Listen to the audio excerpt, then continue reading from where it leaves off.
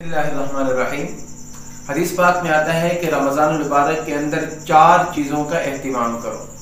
4 चीज़ें कसरत से करनी चाहिए।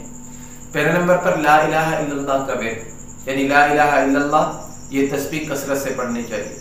दूसरे नंबर पर इस्तिग़फ़ार कसरत से करना चाहिए।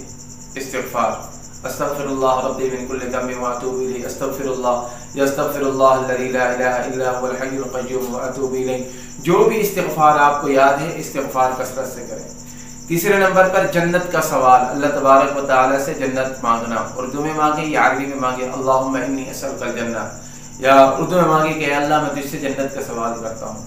चौथे नंबर पर दोज़ख से पनाह मांगे। ये 4 काम हदीस पाक के अंदर आता है कि रमज़ान मुबारक में कसरत से करने चाहिए। 2 पहले काम इंसान के इख्तियार में है कि ला इलाहा इल्लल्लाह पढ़े और इस्तिग़फ़ार की कसरत करें, ये हम पढ़ सकते हैं। जब हम पहले 2 काम करेंगे, दूसरे 2 काम अल्लाह ने करने हैं कि अल्लाह से हम जन्नत मांगेंगे। जब ये काम हमने किए हुए होंगे तो अल्लाह ताला हमें जन्नत भी अता फरमा देंगे, और जब अल्लाह से जहन्नम से पनाह मांगेंगे तो अल्लाह तबारक व तआला जहन्नम से भी महफूज फरमा देंगे। तो ये आमाल रमज़ान मुबारक के महीने में कसरत से करने हैं। अल्लाह तबारक व तआला अमल की तौफीक अता फरमाए। व आखिरु दावाना अनिल हम्दुलिल्लाहि रब्बिल आलमीन।